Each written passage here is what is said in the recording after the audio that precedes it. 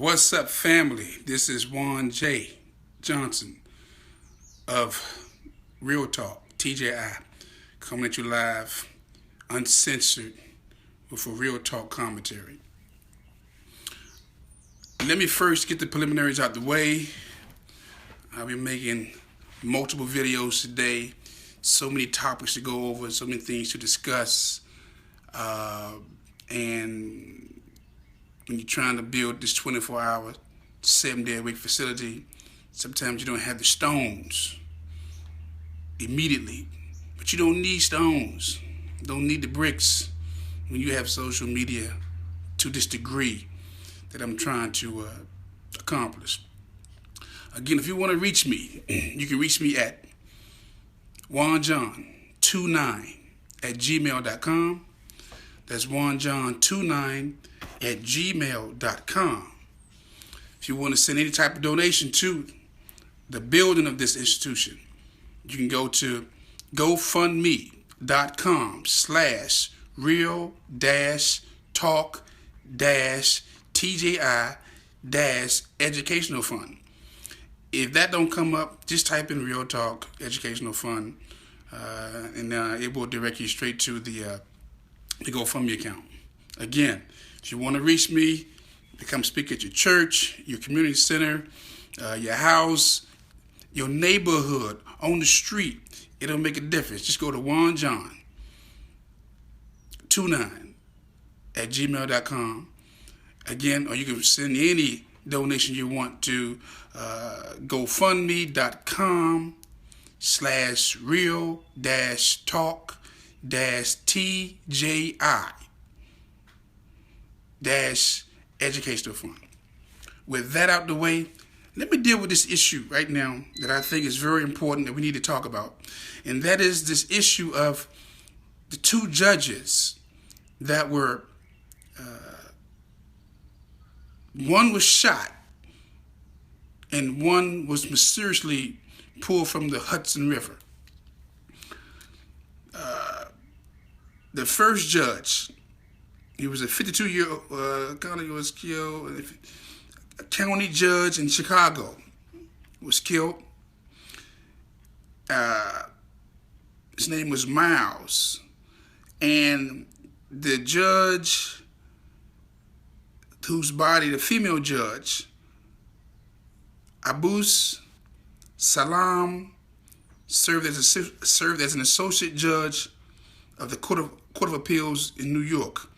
She was 65. Let me deal with this. I don't want to go into the details of the surrounding the killing of the first judge and the mysterious circumstances of the other judge.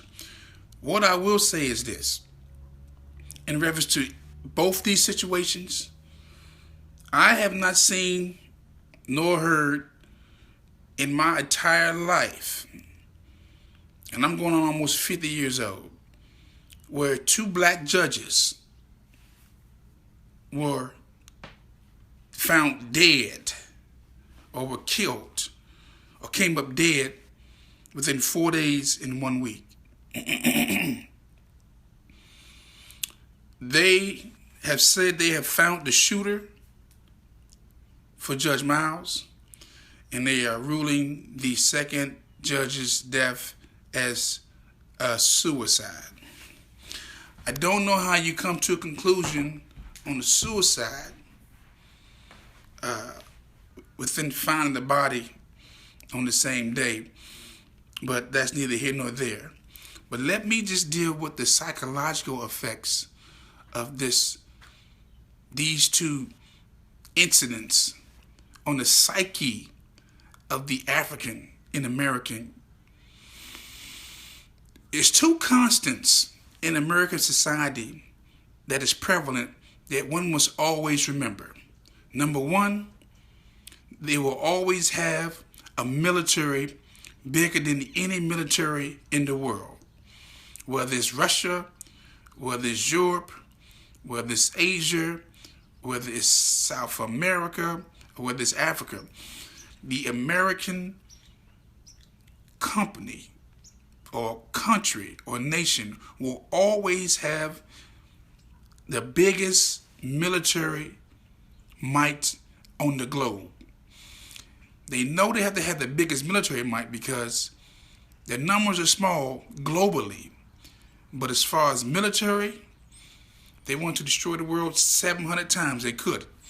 That's how many atomic bombs they have. And the second constant is fear. Fear. They must continue to input fear into the minds of the African and American. Now, mind you, whether this case comes up where she had committed suicide, and whether the case come up that the judge that was killed, there was no suspicious situation behind that, just planting the seed of fear in the African or in the black community is already served its purpose. We must always remember, family, always remember that there was always a group of people in our neighborhoods coming up in slavery as, let's do it right now, as the untouchables. In our neighborhoods, the police are considered the untouchables. In our neighborhoods, the judges are considered the untouchables. Because those are the ones who you rarely will see, if any, will have any type of hurt, harm, or danger befall them. And anytime you see police officers getting killed, the whole community goes into a level of fear, because one thing about shooting the police is this. The police will let you know, we're coming to get you. We're going to find you. And you may not make it dead or alive back. You may not make it to jail. Because the average police officer, if another officer is killed, they want to find that person and enact their own justice. And for the judges is always considered untouchables. You rarely hear about judges being killed. You rarely hear about a suspicious situation surrounding a death of a judge. But when that judge just happens to be in the black community, that's even more suspicion. That's even more fear. And what this nation is good at, it has to keep our community in its place with fear and obedience. And these two cases on just this week, has accomplished its task. Trust me when I tell you. The suspicious death of the female judge from New York, her body being discovered in the Hudson River, and the killing of the other judge in Georgia. Trust me, that message sent to the psyche of the black man and woman and their child in America, it actually stirred up the DNA, the genetic code of obedience, fear of this country, and what this white dominant society has done and continues to do to us. So family, again, we cannot take these two incidents for granted. This should be the top story right now on all the local and national media outlets. But guess what's going on right now? Right now, as I speak, they are holding press conferences, United Airlines, discussing the Asian that was snatched off of the airline for not giving up the seat. This is how unimportant our issues are to this country, where two judges within 4 days have died. One's been killed and one's death is suspicious.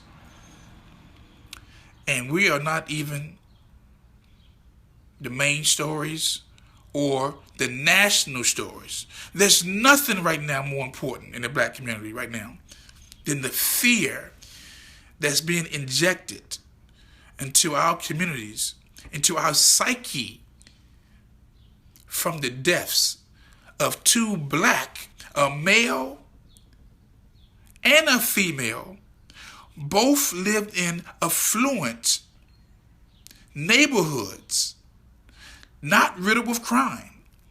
And what that tells me is this, that if you are a professional, if you are a police officer, if you are a teacher, if you are a judge, if you are a lawyer, if you are a scientist, if you are a military man with degrees and with rank, if you are a mason, if you consider yourself a professional, then you are not immune from being killed by the dominant society or by the fear that's within the dominant society. Again, family, look, we have so much information out here. It's almost like information overload.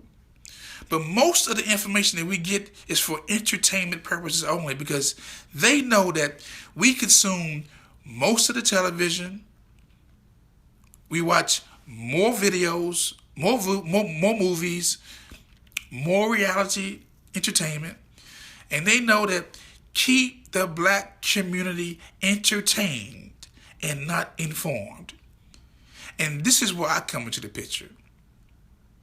Because for me, it's all about information. Some people were born to entertain, and I was born to bring about change. And the change I want to see is we deal with the issues. So you're going to start seeing multiple, many videos of me talking about issues. Real talk, real issues, real solutions. If anybody who's ever come on, if you know anything about me on social media, if you follow me for any length of time, you know that I'm going to give you education, I'm going to give you history, information, and we're going to discuss the issues. Because it's so much foolishness out here that we all have to do our part. And this is Real Talk's part. Real talk, real issues, real topics, real solutions. But back to the topic at hand. This country, this nation has successfully succeeded in reminding our community that we don't care what position you have. We don't care what position you hold. If we need to get to you, we can get to you. Okay? 2 black judges, 1 male, 1 female, killed, dead in 4 days. That right there by itself has sent fear through the African and American community. I know it has. It reaffirms that, look, back in the day, the white community used to assault and kill our most respected people in the community, the business owners.